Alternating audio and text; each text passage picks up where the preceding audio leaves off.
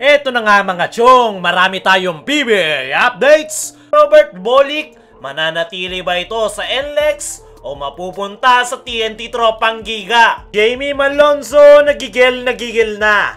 Coach Tim Cone, first time na may inamin patungkol kay Justin Brownlee. Marami ang nagsasabi, including na yung mga prominent names sa PBA na naniniwala na si Justin Brownlee ang PBA GOAT import. Pero hindi nga daw magic ang lahat ng naipakita ni Justin Brownlee sa simula.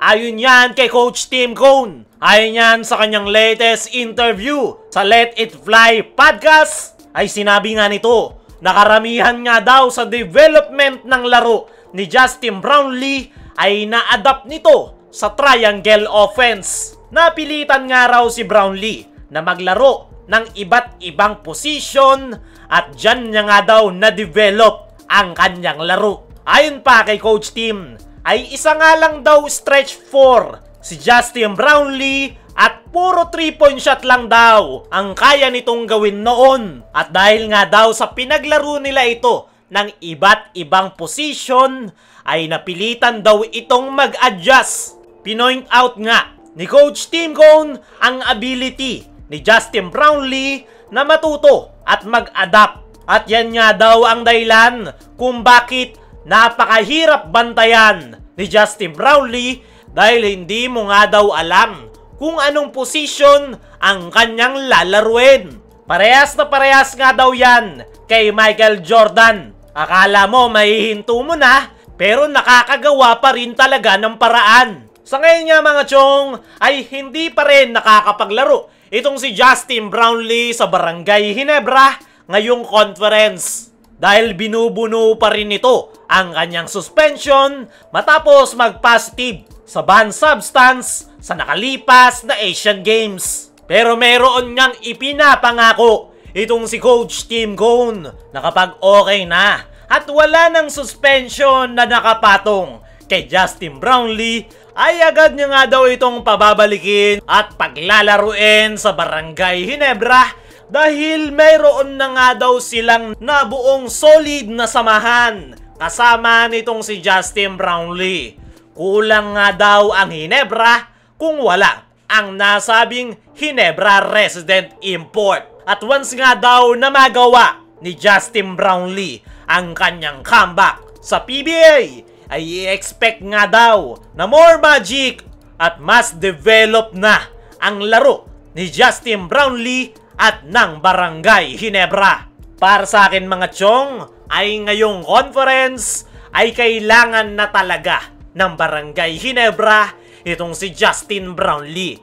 Pero wala ngang magagawa ang Ginebra maging si Coach Tim Cone, dahil meron pang nakapatong na suspension sa kanilang resident import.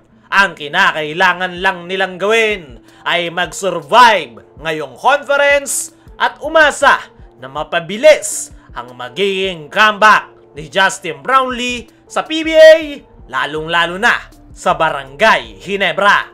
Dumako naman tayo dito kay Jamie Malonzo, nagigil na. Ito nga si Jamie Malonzo mga chong, ay ilang games ang namis sa Barangay Ginebra ngayong Commissioner's Cup. Hindi nga ito nakapaglaro sa mga unang laro ng Ginebra dahil nag-recover pa ito sa kanyang back injury. At sa kanyang debut game kontra Blackwater Bossing ay napakaganda ng kanyang naging performance. Pero tinamaan naman ulit siya ng injury, this time ay sa kanyang kamay. Matapos yan ng napakasamang bagsak. Kaya naman gigil na itong si Jamie Malonzo. At sa huling laro nga nila kontra Phoenix Fuel Masters ay inilabas nga ni Malonzo ang kanyang gigil sa laro, kung saan ay nakapagtala nga ito ng double-double performance ng 20 points, 10 rebounds, 3 assists at 2 blocks. Kitang-kita nga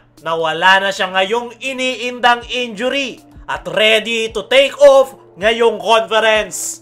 Ayon nga sa latest interview nitong si Jamie Malonzo, ay this time ay extra careful nga daw siya dahil sunod-sunod nga daw yung kanyang nakuhang injury these past few weeks.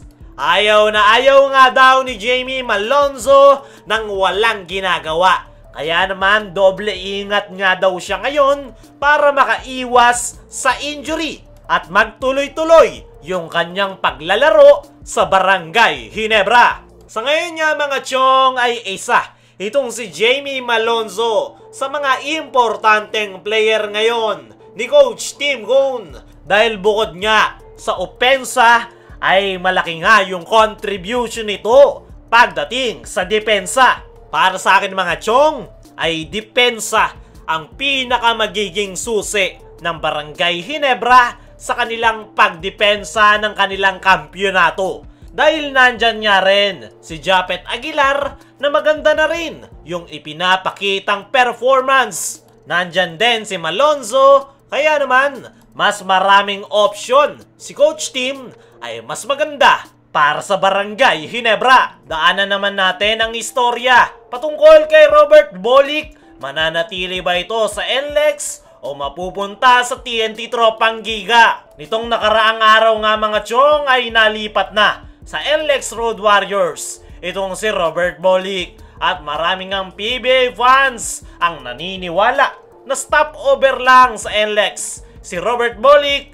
at ililipat din ito somehow sa TNT Tropang Giga. Sa ngayon ay nagsalita na ang NLEX management na hindi nila bibitawan itong si Robert Bolick. Pero hindi natin alam kung mangyayari nga ba talaga yan. Lalo na at pa-retire na si Jason Castro at wala sa TNT si Mikey Williams. Ano sa tingin nyo mga chong? Stopover lang ba si Bolick o pupunta rin ng TNT?